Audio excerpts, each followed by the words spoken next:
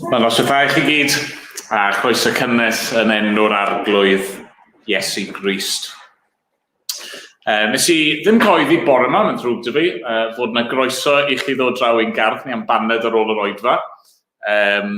Anghofio nes i, plis cymrwch yn ganiataol, heblaw bod fi'n gweud i'r gwrthwyneb fod y gwahoddiad yna yn agored, a fydd yna nawr eno ar ôl yr oedfa. Groeso i chi ddod am baned bach a sgwrs draw yn ein gardd ni. A wedyn, Sul nesaf fel gyhoeddes i bore yma, bydd Derek Adams yma. Nes i ni fod yn gweddio dros o fe'n ystod yr wythnos, bydd e'n dod efo gair priodol i ni gan yr arglwydd Sul nesaf. Byddwn ni hefyd yn deisif eich gweddio chi wrth i fi fynd lan i Aberystwyth. 10 a 5 yr 11 ag Arfer. Ond nawn ni weddio, nawn ni gyflwyno'n hunan nawr i'r arglwydd.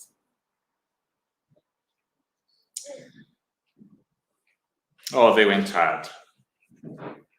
I ni'n troi at y si yn awr. Ac arglwydd, i ni'n gwybod pe bawn ni yn fwy ymwybodol o dy bresenoldeb di, ac pe bawn ni'n fwy ymwybodol o dy natur a dy gymeriad di, mae ein ymateb ni yn syth byddai daflu'n hunan ar lawr o flaen di. Da, ni'n meddwl am yr adegau hynny lle mae pobl yn y Beibl yn dod yn ymwybodol o dy bresenoldeb ac yn cael ei thorio. Ni'n meddwl am yr darluniau hynny sydd yn ni, yr adegau hynny pan ni'n clywed am yr angylion, yr ceriwbiaid, a'r seraffiaid, ac maen nhw'n daddoli di ag eto yn cuddio'i hwynebau rhagddo ti am dy fod ti mor sanctaidd. Arglwydd ni'n diolch, mae'n felly wyt ti. Diolch bod ni'n dod heno at un sydd yn berffaith, ac yn lân, ac yn gyfiawn, ac yn sanctaidd, ac yn deilwng, ym mhob ffordd o'n mawl ni. Ac eto arglwydd ni'n gwybod bod ni yn gallu dod ar adegau felly yn ysgafn ac yn ddifeddwl i ddaddoli di. Dad, madde ni am hyn cadw ni rhag hyn. Arglwydd pan ni'n meddwl am rai o'r ffyrdd mae dy air di yn dy bortreadu di. Rwy ti fel tân. Rwy ti fel llew. Rwy ti yn lanach dylygad nag gallu edrych ar bechod o arglwydd. Arglwydd, helpa ni nawr, yma, i ddod o flaen di a pharchedig o ofn. Helpa ni i ryfeddu arna si, ac i dyfawrygu di, ac i eisyllu ar dy ogoniant i, sgweli di bod yn dda. Da, diolch bod gennym ni groeso a gwahoddiad i ddod, a hynny trwy'r arglwydd Iesu Grist. Diolch amdano fe, diolch am ei gariad e, diolch am ei aberth e, diolch am ei barodrwydd e i ddod, ac i roi ei fywyd mwyn yn cymodi ni a thyd y hi. Dad, derbyn ni nawr, derbyn ni'n mawl am diolch ni yn yr oedfa hon. Amen bod ni'n gofyn yn enw ac yn heiddiant yr arglwydd Iesu Grist. Amen. Amen. Emyn gyntaf ni, heno 536 yn y llyfr ymynau. Iesu, cyfaill bennau di, gad i'n ffoi i ffynwes gref, tra fo'r tonnau'n codi'n llu ar y storm yn rhwygo'r nef. Hydd fi geidwad, on i ddaw terfyn y tymhesloedd maith. Dwg fi'n iach i'r hafan draw, derbyn fi ar ben y daith. Ac ymlaen, o'n i sefyll i ganu, ond os newch chi gadwch masgiau chi ymlaen, diolch.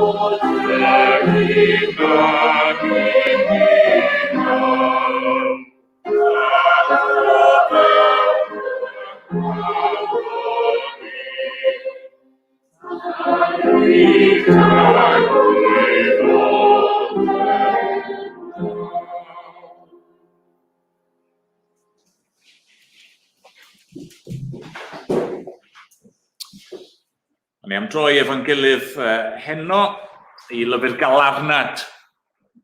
Llyfr Galarnad. Mae'n lyfr byr, mae'n cuddio rhwng Jeremia a Ezekiel yn yr Hen Testament.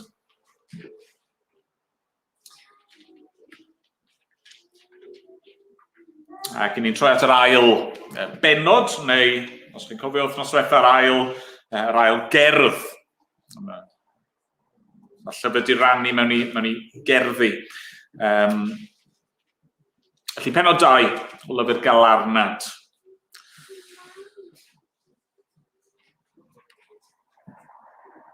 O, yr fadd dywyllwch, a ddygodd yr arglwydd ar ferch Sion yn ei ddig.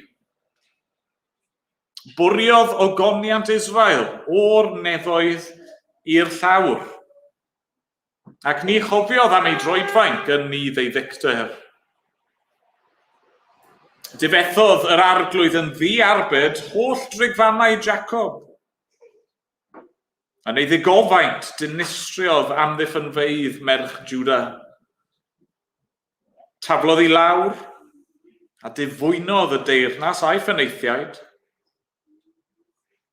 Yn angerdd ei ddig, torodd gyrn Israel I gyd. Tynnodd yn ôl ei ddeheulaw wrth i'r gelyn ymosod. Llosgodd yn Jacob fel fflam dan yn difa popeth o'i hamgylch. Fel gelyn paratodd ei fwa. Safodd ei ddeheulawn barod ac fel gwrthwynebwr fe laddodd. Y cyfan oedd yn ddymunol i'r llygad. Tywalltodd ei lid fel tân ar babell merch Sion. Mae'r arglwydd wedi troi yn elyn ac wedi difetha Israel. Difethodd ei holl balasau a dinistroi hamddiffynfeydd. Wnaeth I alar a gofid gynyddu I ferch Juda. Chwalodd ei babell fel chwalu gardd a dinistrio'r man cyfarfod. Wnaeth yr arglwydd I Sion anghofio ei hwyl a'i saboth. Yn angerdd ei lid dirmygodd frenin ac offeiriad. Gwrthododd yr arglwydd ei allor a ffieiddio ei gysygyr. Rhoddodd furiau ei phalasau yn llawr gelyn.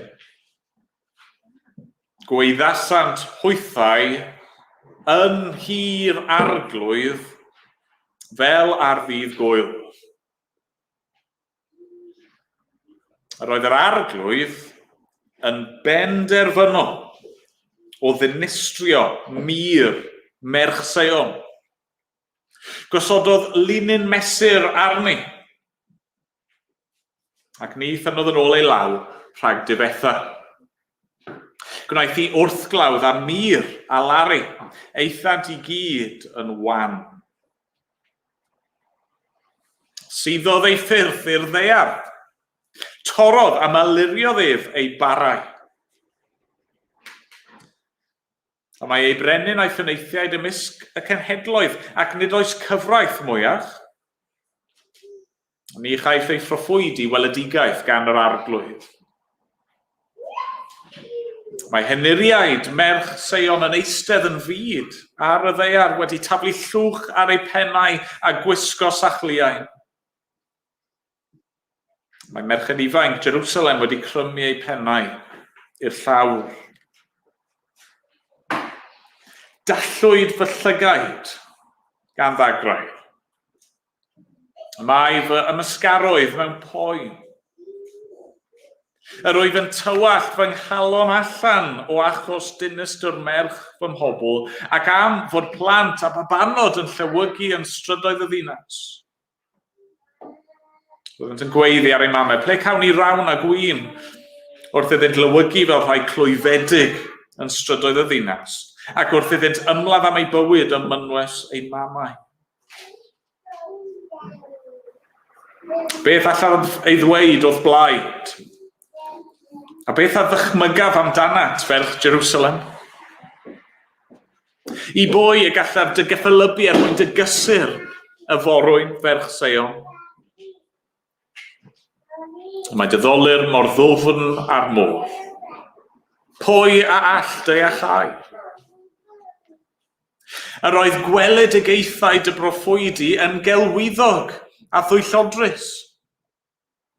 Ni fi iddynt ddatgelu dy gamwedd er mwyn adfer dy lwyddiant. Yr oedd yr oraclau a roddasant I ti yn gelwyddog a chamarweiniol. Mae pob un sy'n mynd heibion, curoedd dwylo o thachos, maent yn chwibanu ac yn ysgwyd ei pennau ar ferch Jerusalem. Ai hon yw'r ddinas a gyfrifyd yn goron prydferthwch ac yn llawenydd yr holl ddaear? Mae'n y holl elynion yn gweiddi'n groch yn derbyn, yn chwibanu ac yn ysgyrnygu danedd dwedant, rydym wedi ei difetha. Dyma'r dydd yr oeddym yn disgwyl amdano, rydym wedi cael ei weld. Gwnaeth yr arglwydd yr hyn a gynlluniodd. Cyflawnodd ei fwriad a drefnodd ers amser maith, a dinistriodd yn ddiarbed. Gwnaeth i'r gelyn lawenhau wrth achos a dyrchafu corn dy wrthwynebwyr. Gweidda ar yr arglwydd o fur Mercsion. Tywall ddagrau'n genllid ddydd a nos, pair ag ymata, na'r rhoi gorffwys i'th lygaid. Cod a gweidda, liw nos, ar gychwyn pob gwyliadwriaeth. Tywall dy galon fel dŵr o flaen yr arglwydd. Estyn dy ddwylo tuag ato am fywyd y blant sy'n llywygu gan newyn ym mhen pob stryd. Edrych arglwydd, a gwe, i bwy y gwneithos hyn.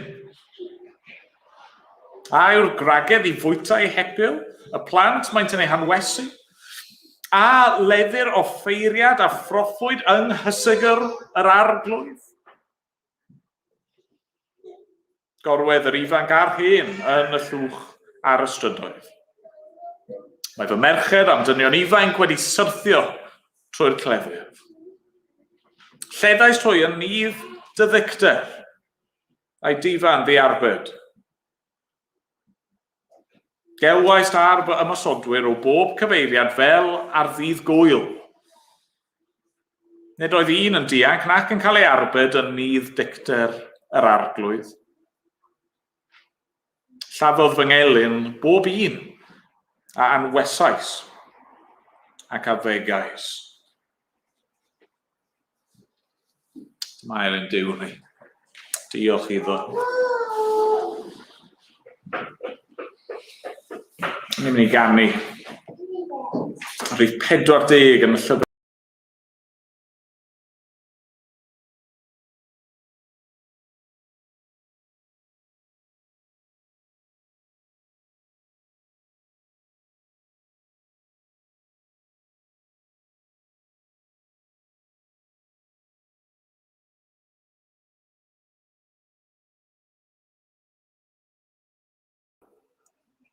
Rhofer i ti, fythol foliant. Sanctaidd, sanctaidd, sanctaidd yw'r. Ac ymlaen, nhw'n i sefyll i ganu.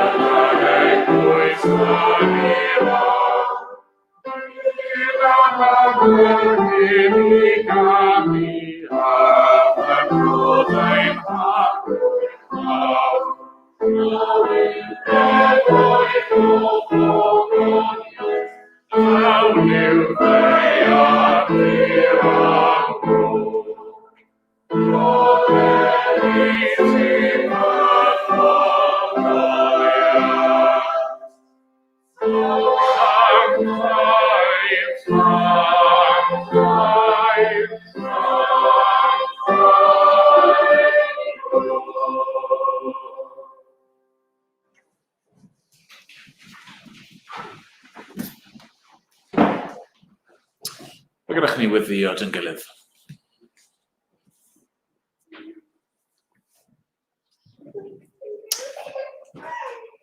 O arglwydd, i ni yn diolch i ti. Bod yr greadigaeth, y bydysawd, y cwbl yn llawn o ogoniantu. Arglwydd yn yr hyn ni gallu weld, ac yn yr hyn ni ddim yn gallu weld ar hyn o bryd. Yn yr nef ac ar y ddeiar, a phan y ddeiar arglwydd. Ti yn unig sydd dduw, ti yn unig sydd yn llywodraethu, ti yn unig sydd â gogoniant ac awdurdod a mawrhydi. Ac ti yn unig sydd yn sanctaidd, sanctaidd, sanctaidd. O arglwydd. I ni yn crynu o'ch blaen di. Ac arglwydd, i ni'n diolch unwaith eto, mae ti yw ein diw ni. Diolch bod gennym ni dduw sydd yn sanctaidd, sydd yn gyfiawn, sydd yn dda ac sydd yn ffyddlon a sydd yn gyson arglwydd.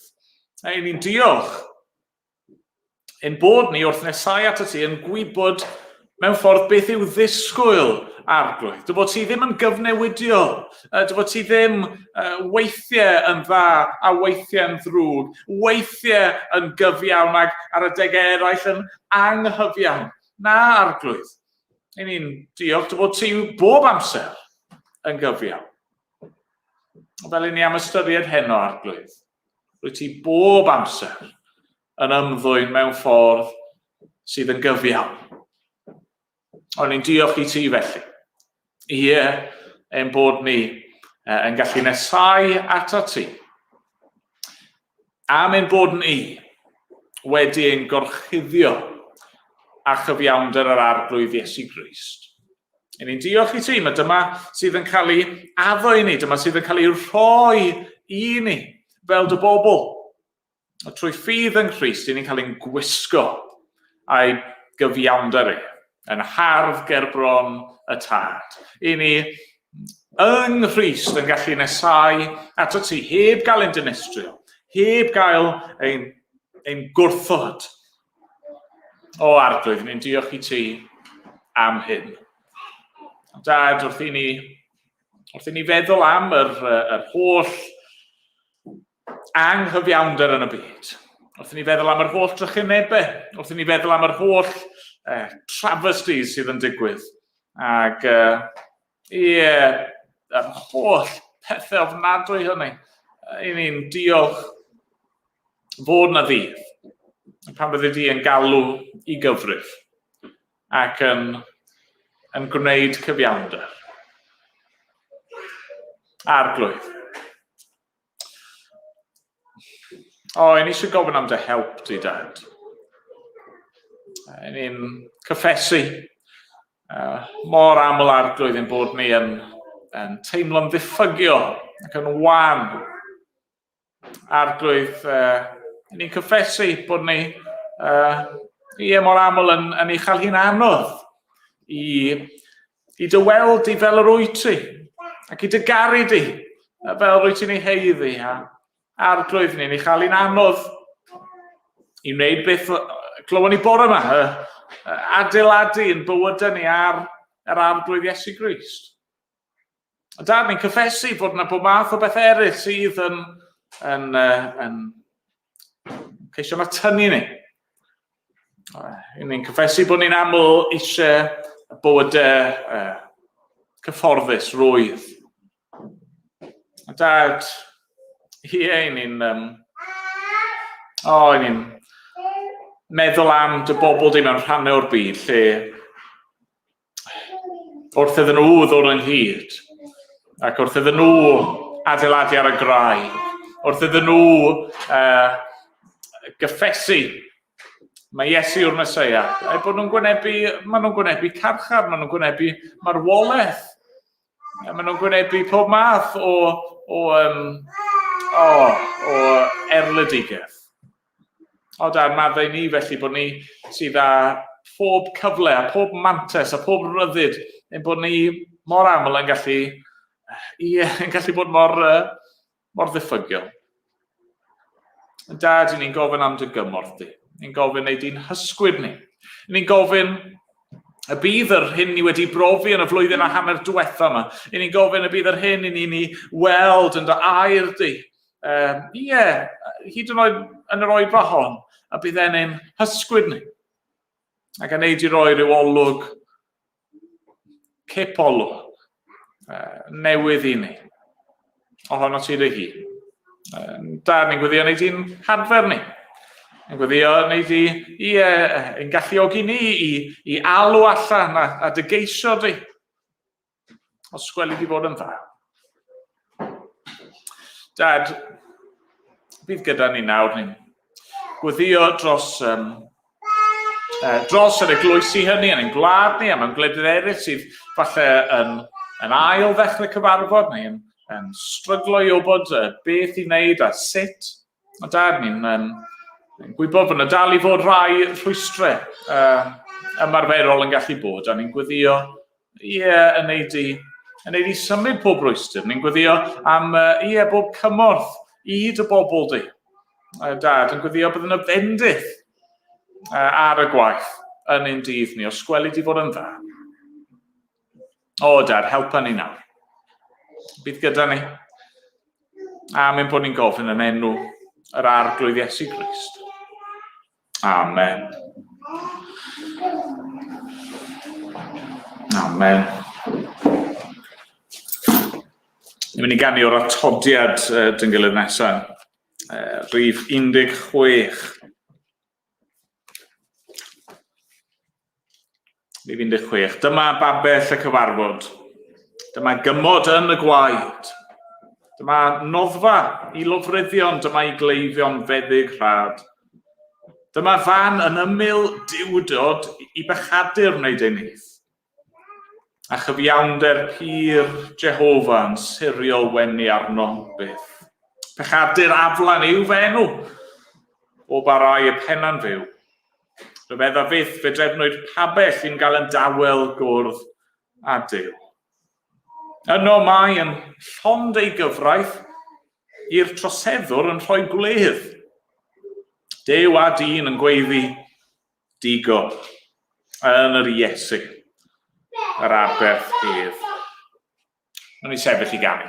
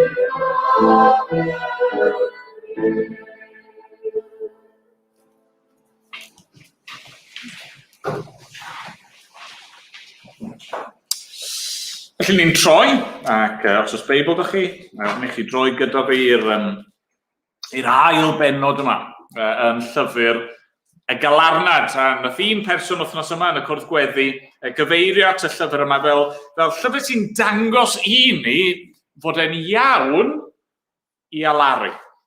Ac o'n i'n meddwl bod hwnna'n beth hollol gywir i ddweud. Mae'r llyfr, mae'n lyfr cyfan yn y Beibl, llyfr y Galarnad.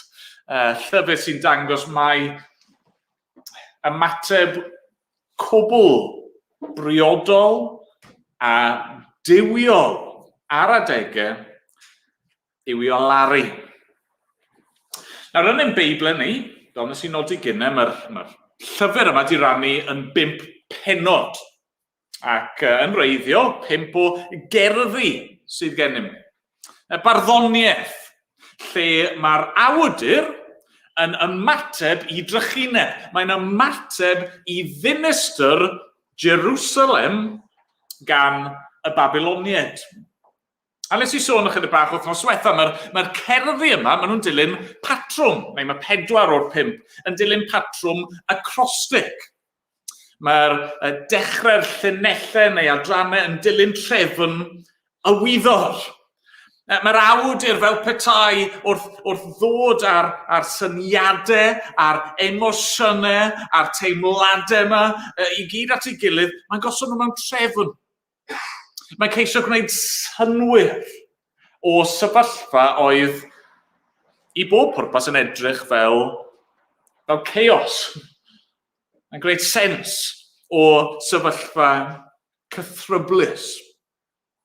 Ac os ych chi'n ymuno â ni, jyst i esbonio, beth ni'n bwriadu wneud yw o wythnos i wythnos cymryd un o'r penodau yma, un o'r cerddi yma ar y tro, a jyst tynnu allan un syniad. Mae'n wahanol i'n pregethu arferol ni, jyst cael un pwynt i'r bregeth, ond dyna fydd yn wir. Bob wythnos bydd yna jyst un pwynt, un prif syniad, un gwirionedd, un athrawiaeth fydd gobeithio yn helpu ni pan ni'n ymateb i drychineb. Ni wedi bod yn dyn yn y flwyddyn a hanner diwethaf drwy cyfnod hollol rhyfedd. Ac mae llawer o bobl yn dioddau. Mae wedi bod yn traumatic mewn llawer o ffyrdd gwahanol, a'r gobeith yw wrth i ni fyfyrio ar y syniadau yma. Yn llyfr Galarnad, bydd hynny'n gymorth i ni. A nes i, wythnos diwetha hefyd, jyst rhoi cwpl o disclaimers bach. Hynny yw, bydd y pwyntiau ni'n nodi o wythnos i wythnos, gallech chi gymryd y mwyafrif o'r pwyntiau o unrhyw un o'r 5 pennod. Ac hynny yw, byddai'n ceisio adeiladu y pwyntiau ar ei gilydd mewn rhyw fath o drefn systematig, ond neu un goblygiad i hynny yw bod rhaid cael y 5. Mwyn cael y darlun cyflawn, peidiwch jyst cymryd un o'r pwyntiau, un wythnos, mae'n rhaid aros yma tan y diwedd te. Felly wythnos diwetha, nathon ni ddechrau. A'r pwynt o'n i'n tynnu allan yn arbennig o'r bennod cyntaf yna, oedd fod pob dioddefaint yn ganlyniad i bechod. Dyma y pwynt cyntaf. Mae pob pechod ar y lefel mwyaf sylfaenol yn ganlyniad i bechod. Pob tro ni'n dioddau, mae hynny naill ai oherwydd ein bod ni'n byw mewn byd pechadurus, byd sydd wedi syrthio a sydd dan ddylanwad pechod a marwolaeth, neu mae yna adegau fel oedd yn wir fan hyn, lle mae'r dioddefaint a'r trychinebau, maen nhw yn arwyddion penodol o farn Duw. Nawr ni'n dod at yr ail bennod, a'r ail syniad. Yr adnod i fi eisiau i ni ganolbwyntio arni yw adnod 8, sy'n dweud hyn.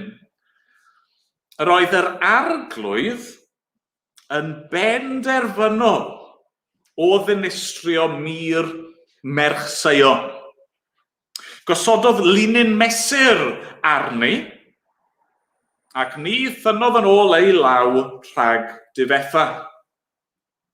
Gwnaeth hi wrthglawdd a mir a lari, eithant i gyd yn wan. A felly'r pwynt fi eisiau i ni dynnu allan heno, mae'n adeiladu'n amlwg ar y pwynt cyntaf, yw hyn. Mae'r arglwydd bob amser yn gyfiawn. Pwynt 1, mae dioddefaint yn ganlyniad i bechod. Pwynt 2, mae'r arglwydd bob amser yn gyfiawn. Oedd Jerusalem, merch Sion, fel mae'n cael ei alw mewn rhyw ffordd barddonol fan hyn, wedi diodde. Glywon ni esiample o'r dioddefaint wythnos diwetha, mae'n y fwy o esiample yn y bennod yma, a byddwn ni'n clywed esiample pellach yn y penodau i ddod. Trwy'r penillion yma, trwy'r cerddi yma, mae'r dioddefaint mor amlwg. Mae'r disgrifiadau yma, maen nhw yn ofnadwy, maen nhw yn hunllefus. A'r perygl pan i ni'n gwynebu'r fath yna o sefyllfa yw bod ni'n dod i'r casgliadau anghywir am Dduw. Ni'n dechrau meddwl pethau anghywir am yr arglwydd. A mi'n siŵr bod ni'n gallu cydymdeimlo yn dyn ni. Wrth i chi ddychmygu'r hyn oedd yr Iddewon wedi brofi. Allech chi ddychmygu, mae i ymateb greddfol nhw fyddai i ddechrau beio Duw. Neu cwestiynu Duw. Neu cyhuddo Duw. Neu amau Duw. A felly mae'n bwysig mewn ail pwynt ni yw i bwysleisio cyfiawnder Duw. Mae'r arglwydd bob amser, ym mhob ffordd, yn gweithredu yn gyfiawn. Dyma un o'r pethau canolog mae'r arglwydd yn datguddio i ni amdano fe ei hunan, dro ar ôl tro, trwy'r ysgrythyr. Pwy yw e? Beth sy'n wir amdano fe? Mae e'n gyfiawn. Mae'n berffaith iawn. Mae e bob amser yn iawn ym mhob ffordd. Mae e, i ddefnyddio geiriau eraill, cyfatebol, mae e'n sanctaidd. Mae e yn lân. Mae e yn bir. Mae e yn ddi-bechod. Y reswm pam oedd y dioddefaint yma wedi digwydd. Y reswm pam mae canlyniad pechod yw dioddefaint yw oherwydd cyfiawnder perffaith Duw. A'r perygl oedd fydda'r bobl yn anghofio hynny. Chi'n dychmygu yn chi wrth weld yr byddinoedd yma. Y Babiloniaid, superpower y dydd, yn dod yn ei herbyn nhw. Gallen nhw wedi cael eu temtio i feddwl, i ni yn diodde nawr, achos mae'r gelyn yn gryfach na Duw. Dyna pam mae hyn wedi digwydd. Neu gallen nhw wrth ddiodde yn y ffordd ofnadwy yma wedi cael eu temtio i feddwl, wel, mae'r arglwydd jyst i anghofio amdano ni. Mae'n ddall i'n problemau ni. Dwi jyst ddim yn gwybod beth i ni'n mynd trwyddo fe ar y foment. Falle bod nhw hyd yn oed wedi cael eu temtio i feddwl bod nhw wedi gwneud rhyw gamgymeriad mawr. Wrth weld y deml a'r allor yn cael ei dinistrio, falle bod nhw wedi meddwl i'w hunan, nid ein Duw ni yw yr unig wir bywiol Dduw wedi'r cwbl, ond ni'n wrong. Pe bai nhw wedi meddwl yn y ffordd yna neu unrhyw ffordd arall, bydden nhw wedi bod yn anghywir. Adnod 8. Yr oedd yr arglwydd yn benderfynol o ddinistrio mir merch Sion. Gosododd linyn mesur arni ac ni ddynodd yn ôl ei law rhag difetha. Gwnaeth, hynny yw, fe wnaeth i wrthglawdd anir a Lari eithant i gyd yn wan. Be sy'n cael ei bwysleisio yn yr adnod yma, mae'r un syniad yn wir ac yn ymddangos mewn mannau eraill, yw mae gwaith Duw oedd hyn. Oedd e'n benderfynol. Hynny yw, roedd hyn yn rhan o fwriad a chynllun ac ewyllus Duw. Nid bod y gelyn yn gryfach na fe, nid bod e ddim yn gweld neu di anghofio am ei bobl, nid bod e rhywsut yn anelluog i'w hachub nhw dan yr amgylchiadau penodol yna, ond na, oherwydd i gwrthryfel parhaol beiddgar nhw, oherwydd bod nhw wedi parhau rhybydd ar ôl rhybydd ar ôl rhybydd, fe nath i dinistrio. Fe naeth ddod mewn barn. Fe nath ddod am y darlun dynnu o llinyn mesur. Fel arfer, mae llinyn mesur yn cael ei ddefnyddio wrth adeiladu. A fe nath adeiladu Jerusalem. Fe oedd ag awdurdod dros Jerusalem. I eiddo arbennig oedd Jerusalem. Ond mae e'n dod nawr efo'r un llinyn mesur a mae'n barnu. Mae'n ei galw nhw i gyfri. Mae'n ei pwyso nhw a'i mesur nhw, a'i glorian i ddefnyddio darlun bach yn wahanol. Mae'n rhoi nhw yn erbyn i linyn mesur i gyfiawnder a maen nhw'n syrthio'n fyr.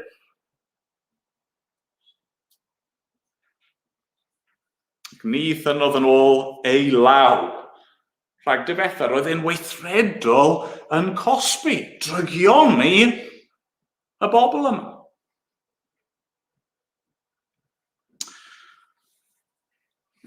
A falle bod ni'n ffeindio hynny'n anodd i glywed. Falle bod llawer ohoni wedi twyllo a perswadio'n hunan i gael y darlun gwan, neis yma o Dduw, a di anghofio am hyn, i fod yn gyfiawn. Nawr, mae e'n Dduw cariad, a mae e'n Dduw am yn edgar, a nhw'n i ddod i feddwl fwy am hynny mewn munud ac mewn wythnosau i ddod, ac eto, i ni angen cadw hyn yn gwbl ganolog a gwbl glir yn ei meddwl, mae yn Dduw cyfiawn. Pam i ni'n diofel? Pam mae'r problemau'n dod yn ein herbyn ni? Falle bod ni'n cael ein temtio i feddwl pethau sydd ddim yn wir am Dduw. Dwi ddim yn ddigon cryf i helpu fi fyny. Mae'n anghofio amdano fi fan hyn. Mae'n torri a ddewid i fi fan hyn. Na, dyw hynny ddim yn wir. Gweld, mae Duw yn gyfiawn. Dyma yw ei natur. Dyma yw ei gymeriadau. Dwi'n methu mynd yn groes i pwy yw e. A felly, os mae'r arglwydd yn gwneud rhywbeth, mae'r hyn mae e'n ei wneud yn gyfiawn. Falle bod ni ddim yn deall y peth, falle bod yna rhan ohoni sy'n teimlo'n anghyfforddus gyda hynny rywsut, ond os felly ni sydd yn fer ein golwg fel petai. Wel, os ych chi heno yn gwrando ar hyn, ddim yn gallu derbyn, neu ddim yn gallu gweld siwrd mae Duw cyfiawn yn gallu ymddwyn fel hyn, a mae gai anwch chi, heb sôn yn hi, i fynd nôl ac i wrando ar y bregaeth ddiwetha. Os chi ddim yn barod i fynd heibio'r pwynt cyntaf. Os i ni'n darllen am Dduw yn cosbi pechod, ac os oes ni problem gyda'r syniad o Dduw yn cosbi pechod, yna ni ddim di deall eto mae canlyniad pechod yw dioddefaint. I ni ddim di gweld eto mor ofnadwy ac mor erchyll o beth yw pechod. Fel mor aml, ni'n edrych ar y byd o'n cwmpas yn dyn ni, ac ni yn teimlo fod yna rhywbeth yn bod ar y byd. Ac mae'n stumog ni'n troi wrth weld y dioddefaint, wrth weld canlyniadau pechod yn y byd. Ond mor aml, ni ddim yn mynd y camp pellach yna o werthfawrogi mor erchyll yw'r pechod sydd wedi achosi hyn.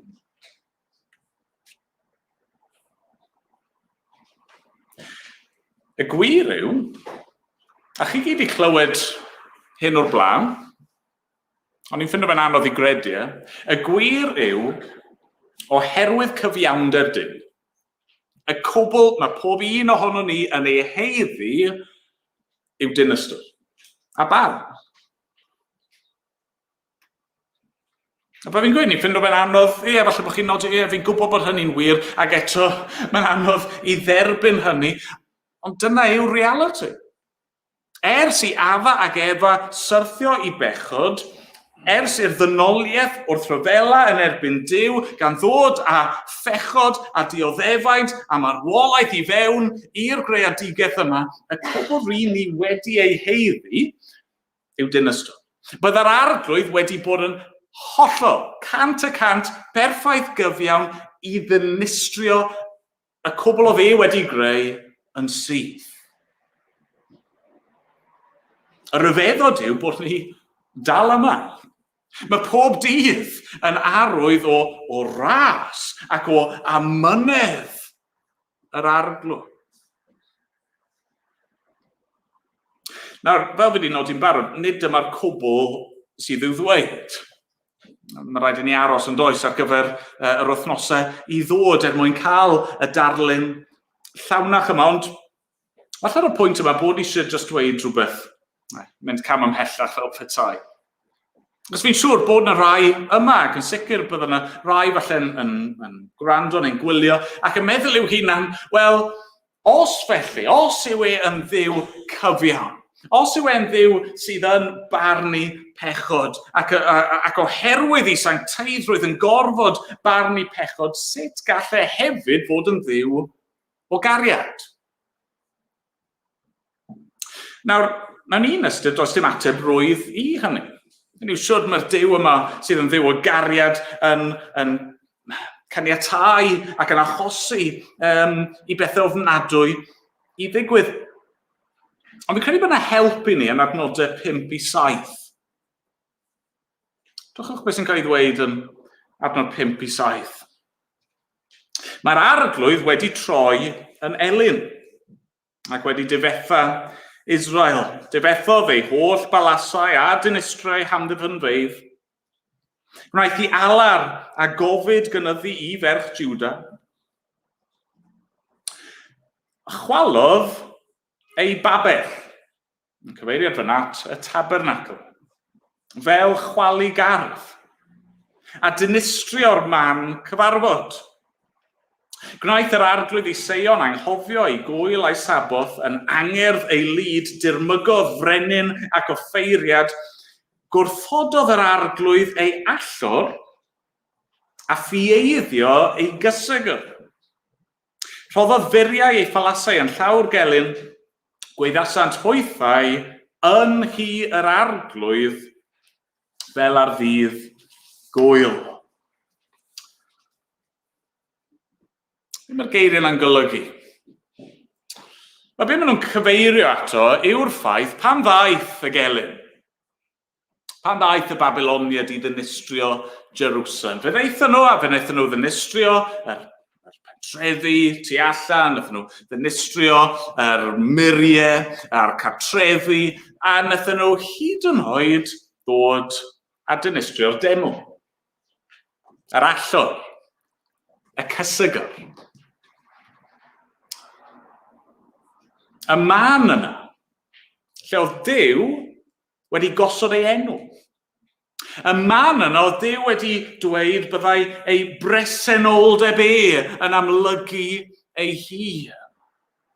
Hynny yw, wrth i'r ddinistr yma ddod, mae'r arglwydd yn caniatáu i'r man lle oedd fod i gael ei ogoneddu i gael ei ddinistrio, a'i ddilorni, a'i watwar.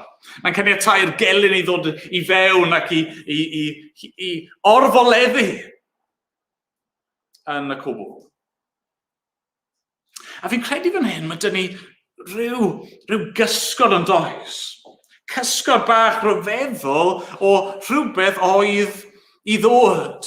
Mae dyn ni'r cysgod yma sydd yn helpu ni i ddeall rhywfaint o sut mae'r Duw cyfiawn, sydd yn cosbi ac yn barnu pechod, so mae hefyd yn gallu bod yn Dduw cariad, yn Dduw sydd yn maddau, yn Dduw graslon.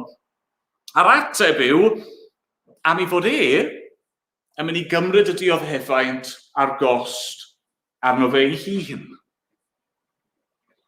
Lle bod rai o hwnna chi'n cofio ni lythyr at yr Rufeiniaid. Mae'r Apostol Paul yn delio gyda'r cwestiwn yma. Mae wedi bod yn sôn am bechod y bobl. Mae wedi bod yn sôn am y cyfiawnder yma, sydd yn golygu mae heiddiant y ddynoliaeth yw barn a dinistyr. Ond yna yn Rufeiniaid 3 adnod 21 ymlaen. Mae'n dweud hyn. Yn awr, yn annibynnol ar gyfraith, y mae cyfiawnder Duw wedi ei amlygu. Mae'r gyfraith a'r proffwydi'n wir yn dwyn tystiolaeth iddo, ond cyfiawnder sydd o Dduw ydyw trwy ffydd yn Iesu Grist, i bawb sy'n credu. Ie, pawb yn ddiwahaniaeth oherwydd maent oll wedi pechu ac yn amddifad o ogoniant Duw. Gan ras Duw ac am ddim y maent yn cael ei cyfiawnhau trwy'r prenedigaeth sydd yn Rhys Iesu. Yr hwn a osododd Duw ger bron y byd yn ei waed yn aberth cymod trwy ffydd. Gwnaeth Duw hyn i ddangos ei gyfiawnder yn ddiymwad, yn wyneb yr anwybyddu a fi a'r bechodau'r gorffennol yn amser y matal Duw. Ie, i ddangos ei gyfiawnder yn ddiymwad yn yr amser presennol hwn, sef ei fod ei hun yn gyfiawn a hefyd yn cyfiawnhau'r sawl sy'n meddu ar ffydd yn Iesu. Be mae Paul yn gweud yn yr adnodau rhyfeddol hynny yw fod Duw wedi trefnu ffordd i fod yn gyfiawn, i gosbi pechod, i beidio ag anwybyddu pechod, neu brwsio fod dan y carped i ddelio gyda pechod, ond ar yr un pryd i gynnig ffordd i fyw, ffordd i gael maddeuad, ffordd i gael ein cymodi, a hynny trwy ffydd yn Christ. Yng Christ, oherwydd fod wedi cael ei aberthu, oherwydd fod wedi diodde, mae modd nawr i ni i gael ein cyfiawnhau. A mae hynny yn dydi yn rhoi golwg gwahanol i rai o'r adnodau hynny ddarllenon ni yn Galarnad pennod 2. Wrthyn ni ddarllen am Jerusalem, am diodde. Am yr gelyn, ni'n clywed maen nhw'n mynd heibio ac maen nhw'n curo dwylo. Yn dyn nhw, chi'n meddwl am yn adnod 15, yn sôn am rai yn curo dwylo, yn chwibanu, yn ysgwyd i pennau. Adnod 16, maen nhw'n gweiddi, yn chwibanu, yn ysgynnygu danedd. Roedd yn rydyn wedi difetha, dyma'r dydd roedd yn disgwyl amdano, a chymod beth, dyna roedd Jerusalem yn ei heiddi. Ni wedi gweld hynny wythnos diwetha, a'r wythnos yma. Mae gyda hwnna'n atgoffa chi o yr olygfa yna pan mae'r arglwydd Iesu Grist. Mae ar y groes. Mae e'n ddibechod. Doedd e ddim yn heiddi dioddef, ac eto dyna lle mae e, yn dioddef ac yn marw a'r bobl yn cerdded heibio, yn chwibanu a curo dwylo a gweud, dyma ni di llwyddo, ni di ennill, dyma ni eisiau. A chi'n meddwl, so mae hynny di digwydd? So mae Duw wedi caniatáu i hynny i ddigwydd? Wel, mwyn bod yn gyfiawn, a chosbi pechod, a hefyd cyfiawnhau y sawl sy'n meddu ar ffydd yn Iesu. Mae'r arglwydd wastad yn gyfiawn. Beth bynnag i ni'n ei wynebu, beth bynnag sy'n dod i'n rhannu, dylsyn ni fyth cwestiynu hynny. Falle byddwn ni ddim yn deall pam bod pethau'n digwydd i ni. Ond os ni ddim cwestiynu'r arglwydd a'i gymeriad, mae e wastad yn gyfiawn. A diolch beth am hynny. Bysa'r byd yn le ofnadwy yn bysa, os nag oedd Duw wastad yn gyfiawn. Bydde fe'n ofnadwy i feddwl fod pobl yn gallu gwneud fel nhw eisiau, camdrin i gilydd, cyflawni'r fath bethau erchyll a heb ei galw i gyfrif. Felly mae yna rhyw ddeheuad yn ni, ond does, i'r arglwydd i fod yn gyfiawn. Ond diolch beth hefyd am y cysur. Bod nid yn unig yn gyfiawn ac yn barnu, ond bod yn yr arglwydd Iesu wedi dioddef mwyn gallu cyfiawnhau ni, mwyn ein cymodi ni a fe ei hun, ac mwyn ein hachub ni o'r byd yma. O diolch iddo. Amen. Amen.